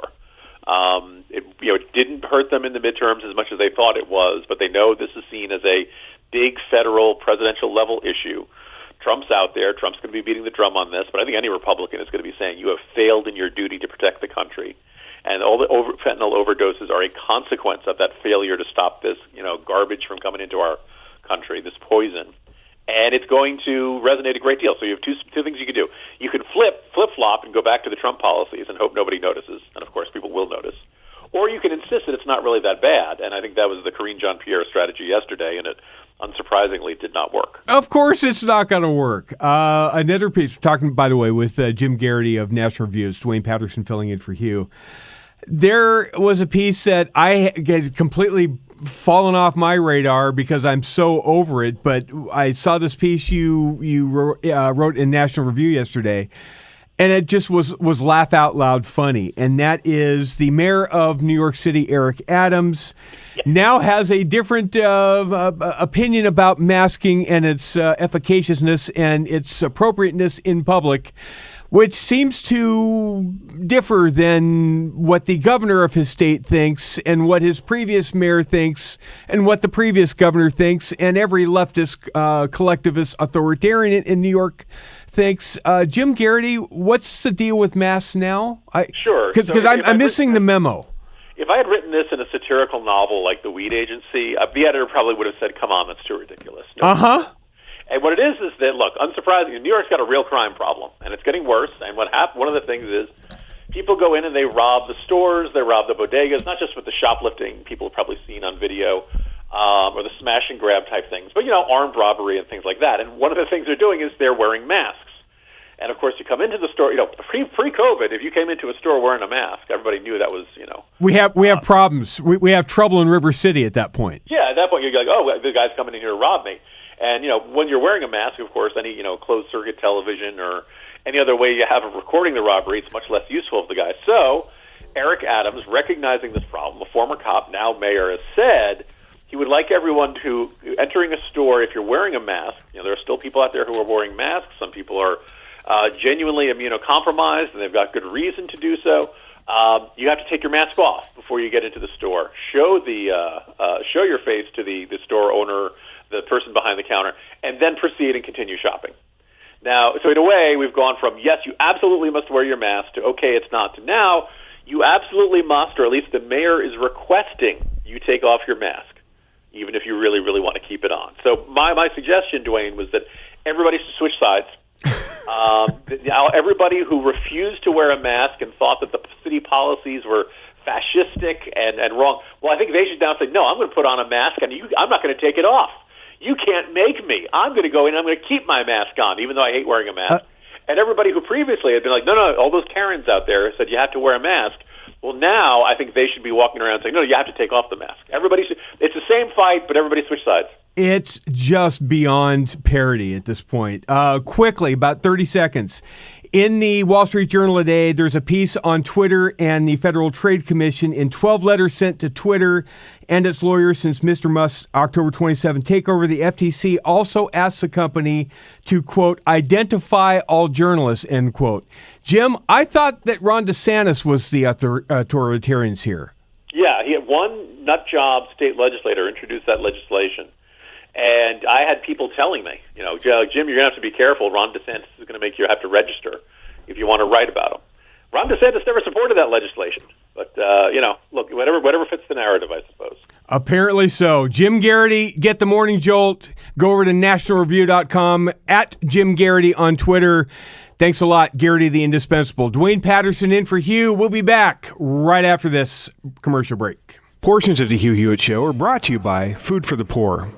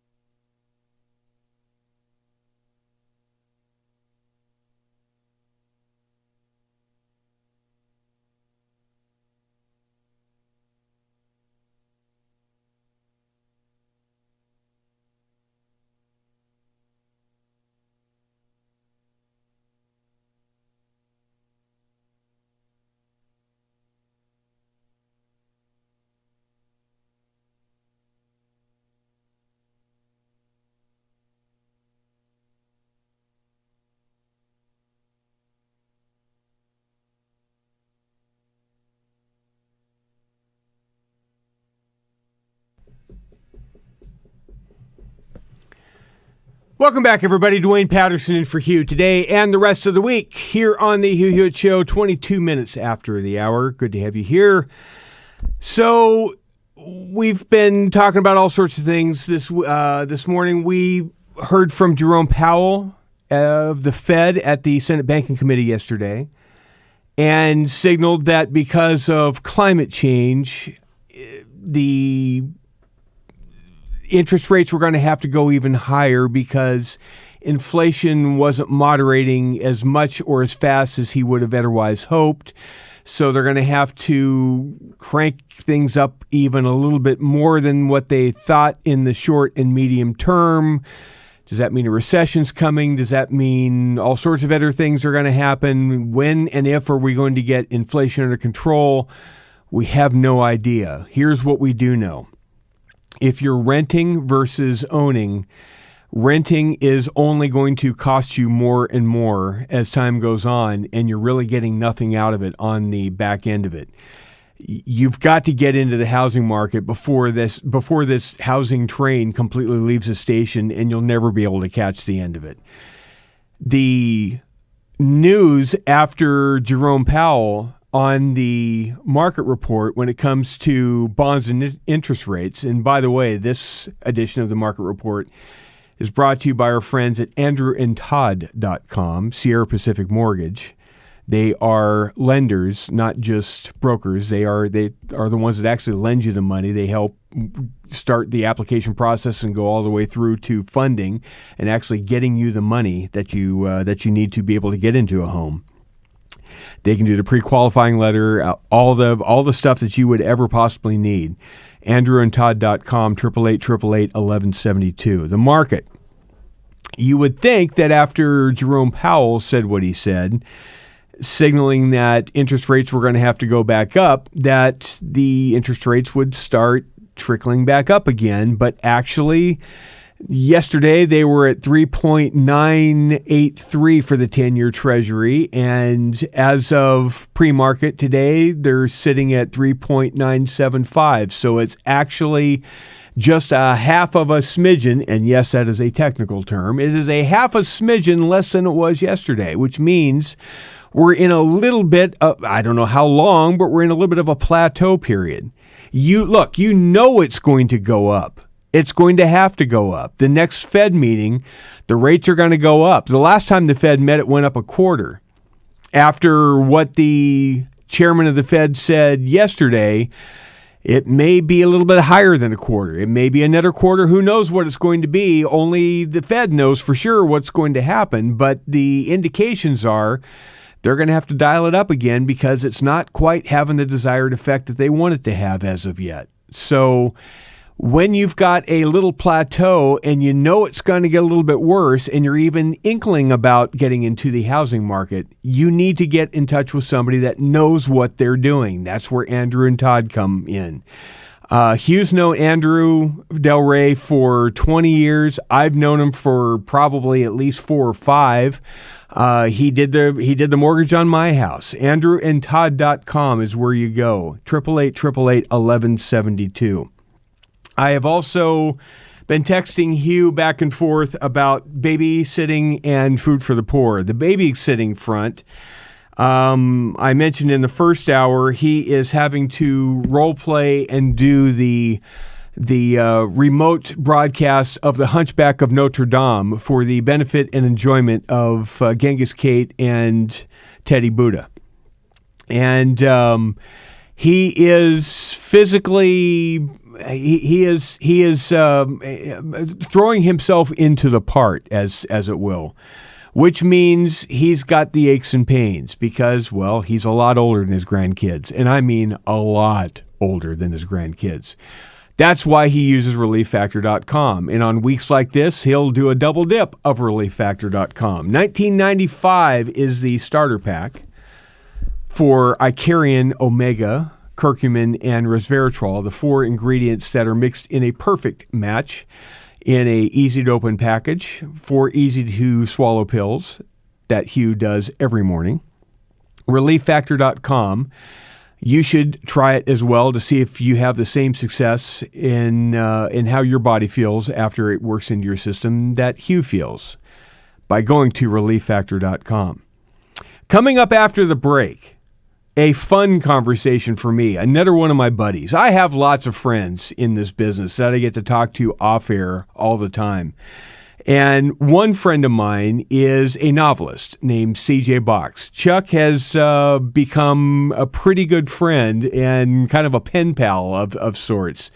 He and I trade emails every time a book comes out or a novel comes out, whether it's the Joe Pickett series or the Cassie Duell / Cody Hoyt series of books that he is now starting to generate every other year. And this last year was one of the fortunate years where we had both Treasure State, which was a Cassie Duell book, and Stormwatch, which is a Joe Pickett book. Of course, Stormwatch, which I thought was a great book, it's not as... You see, this is the best of the Joe Pickett series of books, in my opinion. Why this one? Why Long Range? Well, because I'm the star of it. Well, at least for most of it. And then I'm not talked about very much anymore.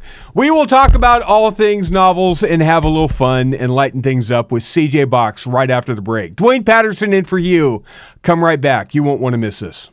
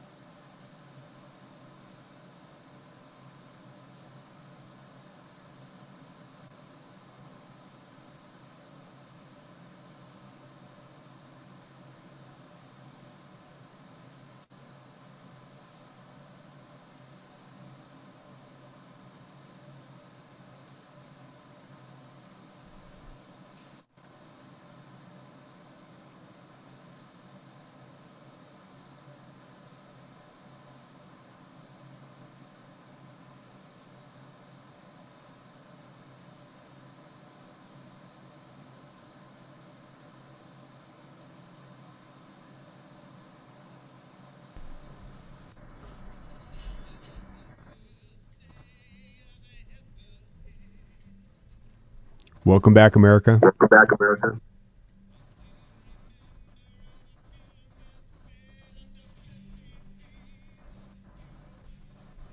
$33 past the hour. CJ Box is my guest, novelist extraordinaire. He's the author of the wildly successful Joe Pickett series of books, including the most recent one, Stormwatch. And he's also got a second series that I don't think he ever intended for it to become a series. They were really meant to be standalone books, but it turned into the Cody Hoyt, which turned into the Cassie Duell series of books, the latest being Treasure State. And CJ, good to have you back. Welcome. Thanks for having me back, Dwayne. I appreciate it. Now, you didn't hear the music because you're on the video feed, and we can't play the music over the video feed, but I was playing Nick Cave and the Bad Seeds, 15 Feet of Pure White Snow, which fiction becomes reality in Wyoming, does it not, over the past couple of weeks? It does. It does in the book, and then it has in real life. Yeah. I just finished the national part of the tour on Sunday night, and drove home to Wyoming from Denver and made it within 200 yards of my house before I got stuck and had to hike the rest of the way. Were you in a truck? Did you lose like the equivalent of the Joe Pickett truck in the snow? I did it exactly like that. Yeah, I had to go out the next day in a skid steer and pull my truck out. Yep. That's that is reflected in the book, among other things. I'm not going to divulge a lot of secrets, or I'm not going to divulge a lot of stuff. And I thought I was going to spend, when we booked this, virtually all of my time on the Pickett book, because it was, the most recent thing, and that's what I thought we were going to talk about. But the people at Macmillan threw a curveball at me yesterday, and I am totally hook, line, and sinker picked up on this thing. We'll cover that in just a minute too. But let's get to let's get to Stormwatch first, and then we'll shift over to Treasure State. First of all, the way you can tell how long it takes for a year to pass can now be measured in seasons of Pickett. When is season 2 going to be seen by us? On the TV show on Paramount Plus. We don't have a firm date yet, but it's going to be in just a couple of months. We do have that. We're excited about season 2. When I say we, it's not the royal we, it's my wife and I, loved season 1. And so did my family, and it was the number 3 show on Paramount Plus, so it's done very well. So we're excited for season 2.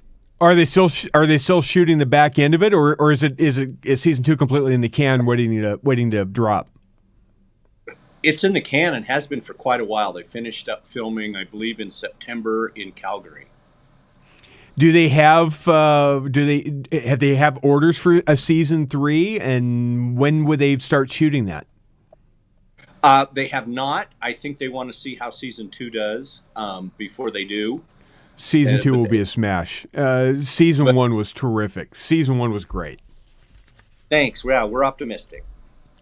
Okay, let's get to some of the things in the book quickly. I want to cover the concept of the CCP and their infiltration into the university system. How did that make its way into Wyoming and a Joe Pickett book? And is there more that you think can be fleshed out of that subject, or do you think you pretty much tapped that out in this book? Well, I don't know if there can be more, but the impetus of that storyline, like a lot of storylines, honestly, Dwayne, come from listening to the Hugh Hewitt show, following the news. I was kind of horrified and surprised a couple of years ago to find out how far that the CCP has reached into, especially academia in the U.S., and I wanted to put that, just like I always do, kind of a juxtaposition. The last place you would expect any kind of infiltration or influence would be in a state like Wyoming. But there is some sensitive stuff in Wyoming universities, is there not? There is, because it's known for being a leader in energy development and fracking, as well as cryptocurrency. There is also, life imitates art, art imitates life, real news, trying to predict what real news is going to be. We see in the news in the last couple of days and weeks about domestic terrorism and how dangerous domestic terrorism is on the right.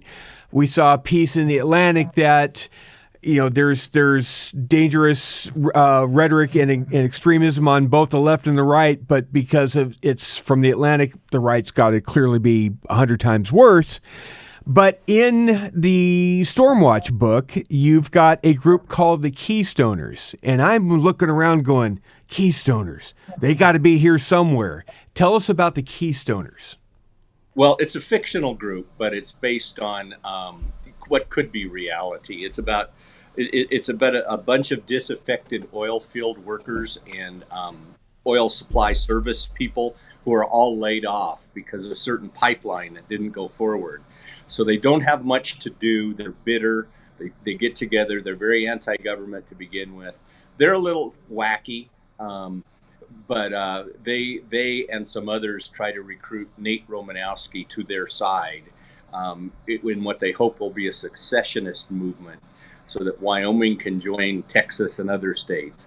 Wholly fictional at this point. But those things always bubble up in the Mountain West, where there's so much federal land and there's so much influence by the federal government. There is a lot of hostility in C.J. Box's Wyoming between local and state government and the feds. There is an appearance by a couple of FBI agents named Agents Scott and Fetterman, and it just made me laugh out loud because I don't know where those names might have popped up from, CJ Box. Sometimes I'm prescient, sometimes I totally misread the situation. And at the time I was writing the book, I thought, by the time this book comes out, no one will remember the name Fetterman or where it came from. Because there's no chance he could get elected. There's no chance he could get elected. Yeah, yes, I know. Right. I've done this before. I've tried to guess, and I've guessed wrong. It is often said that a good novel is one that tells a good, fun, entertaining story, but teaches you something along the way, or teaches you a few things along the way. I am still trying to get up to speed on what Bitcoin is, how it works, how it operates. I learned a lot about the back end of what Bitcoin's about that I never knew was a thing, including how it's processed and how the transactions are processed and how the computers that process those transactions are powered. You want to explain that without divulging too much of the plot, CJ? Oh, sure. And it's something. I'm not a Bitcoin expert or cryptocurrency expert by any means, but I got interested in the subject when I found out that there were a lot of independent little facilities going up, sometimes in very remote areas in the Rocky Mountains. They put a building on top of an old capped oil and gas well to draw that power and put a turbine in it, and then fill the building full of computers running white hot to mine cryptocurrency. It's based on a true thing. I met a guy who manufactures those facilities, and I just thought it was again. Have you actually seen one? Did you go actually see one in operation? Yep, I went inside, and I went inside the facility as it was being manufactured, and then saw one in the field in the middle of nowhere. So wow. It doesn't require outside power. The amount of power that's required to mine cryptocurrency, I saw one statistic when I was researching it. It's equivalent to all the appliances running in the United States at the same time. It's more than you would think. It's actually quite a bit. One last thing on the book, just because it was just another laugh out loud. Probably the funniest line, at least to me, from where I sit and doing what I do. The funniest line in Stormwatch.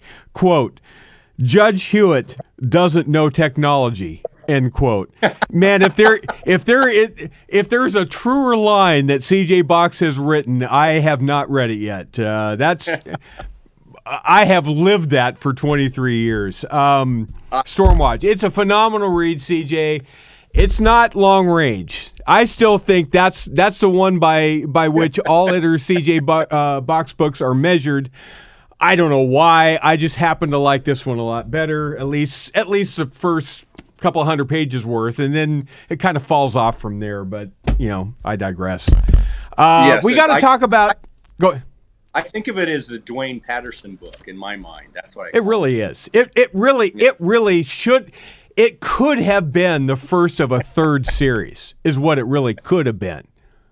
But I digress. Okay, we got to shift to Treasure State because I didn't think we were going to talk about this at all, except that we'll talk about what the news is on it in a second. But give people the premise or the subplot that led to what Macmillan is doing with it, and then we'll talk about it. Sure. Treasure State is a Cassie Duell book, not a Joe Pickett book. Cassie Duell is a Montana private investigator. And in the book, there's a couple of plots going on, but the main one is she is actually hired by a guy who claims to have written a treasure hunt poem. And he hires her in secret to try to discover his identity, figuring out if Cassie can figure out who he is, then the treasure hunters can figure out who he is. And it's all based, again, on a true story for a guy named Forrest Fenn, who for 5 years kept the Mountain West on tenterhooks while people tried to figure out where the treasure that he buried was. And 5 people died in the search for it. So it's based on that. The treasure was eventually found. So it wasn't a hoax after all, but it sure captivated a lot of people. And it's not a hoax that we actually have a true treasure hunt underway. CJ, can you stick around for the break? I want to talk to you for like 3 more minutes. Can you hold over the break, or do you have to run? Nope. I'm just sitting here looking at the snow.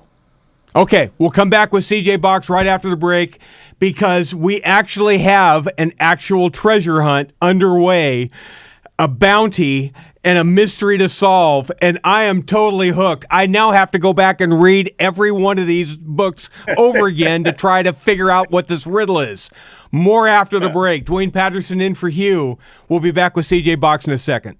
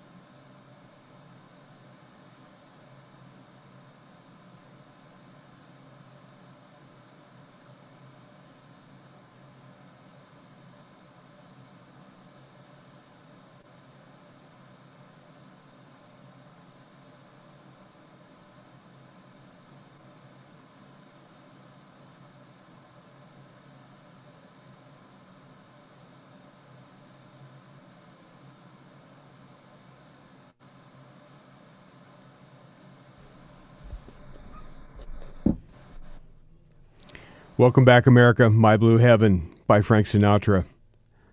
From Bozeman to the Bitterroots, Cassie Duell travels. And so should you, clever reader, this mystery to unravel. Allow me to introduce myself. I've been here from the beginning, back before the Lizard King made his first dark killing. Crack open any Duell book, I'm in almost every chapter, but rarely mentioned by my name. Do you see who you're after? Some might call me country, but in Montana it's true. My grandeur is the talk of cities, and I'm often very blue. You'll see my name in local bars and restaurants downtown, but in the plains and the mountains I gain my high renown. To conclude this novel riddle, I'll give you one more clue. You'll find me deep in Treasure State. Will I find you there too? If you can solve the mystery, the person or the thing that this mystery is pointing to, and you go to CJ Box's Twitter page, which is at CJ Box Author, there's a link that will take you to Macmillan, his publisher, and there is a contest. There's a form you can fill out. You can get a signed copy of Treasure State. CJ Box, the big question to me, I will give you total props for all time if you can tell me that this was all part of the master plan, that you wrote the whole series of books thinking there was going to be this at some point, and that this wasn't just some really smart person at Macmillan who came up with a stunt. Well, Dwayne, I have to say, as usual, it wasn't part of the master plan. Darn it. It is a smart person at the publisher, young guy. Oh, it's brilliant. It's brilliant. Came up with this idea, and I thought it was fantastic as well. And he put it out in kind of a limited way when Treasure State came out last September, and now with the paperback about ready to come out, they've decided to do it a little more on a bigger scale. And I think it's a hoot. I think it's fun. Did you know what he was talking about when he did the riddle? I mean, did he try to stump you with the riddle? He did. Yeah, we were one night. Did you know what it was? I did immediately. Well, that's disturbing. Because I've read every one of these books too. I should know this, and I don't. Now, I don't care about the contest. I mean, Chuck, you and I are friends. If I wanted a signed copy of the book, I'd say, "Hey, Chuck, I need a signed copy of the book," and I'd have one. So I don't care about winning the contest, but it frosts me that I don't know this off the top of my head. When this is over, I will DM you the answer, and you'll just smack your head and say it was there all along.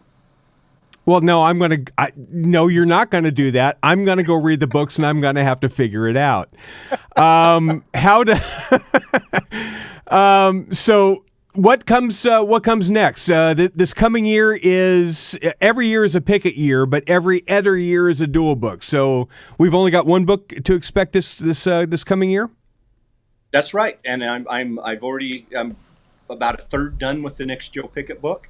I'm not sure when the next Cassie Duell book will be. It may be a couple of years. It's just, that pace of a book and a half a year is pretty tough. But I don't know how you did it. That's crazy to me that you were able to be that prolific. But I commend you for doing it as much as you did. CJ, thank you very much for sticking over the break. It's always a hoot talking to you. We've been friends for a long time, off air as well as on air, and the emails we have traded back and forth are kind of legendary amongst our own little circles here. So that's right. I look forward to the next thing and trying to outguess the plot line yet again and failing miserably. But in the meantime, I've now got to go backwards and figure out what this riddle is. Thanks, Chuck. Oh. Well, thank you, Dwayne. And there's no reviews that I look forward to more every book than yours. Seriously. Well, I appreciate that. Someday we may try to put those out there somewhere, just to be fun with it. But anyway, CJ Box, all things CJ Box at CJ Box Author, or you can go to cjbox.net is the website. And by the way, Chuck, get your people to put this riddle thing, put it up on the website too. I don't think it's there as of this morning. It needs to be. It does need to be. Yep, I agree. Thanks, Chuck. I appreciate it. We will talk down the road. I got to go back and read. I got to breathe the bitter roots all over. I got to read all this stuff again. Thanks, Chuck. See ya. Thanks so much, Dwayne. Bye. I want to close out by reminding you about our Food for the Poor campaign. Look, the border is a disaster, right? I mean, Corinne Jean-Pierre, I've got a couple more cuts of video that we could play talking about how just nonsensical border policy is and how many people are still streaming across. You can mitigate the problem in large parts by keeping people in their countries of origin, like what goes on in Honduras. Adam, let's play that cut. 2/3 of the country is in a food crisis. We are talking of 400,000 small producers' families, and each family has at least 5 members. There are 3.2 million Hondurans living in a situation of poverty and hunger. Please help. 855-359-HOPE. 855-359-4673 or text Hugh to 91999. It makes all the difference in the world to these people. Hugh to 91999. Please do it today. Dwayne Patterson in for Hugh. We'll be back tomorrow for the Thursday edition of the Hugh Hewitt Show. Thanks, everybody. See ya.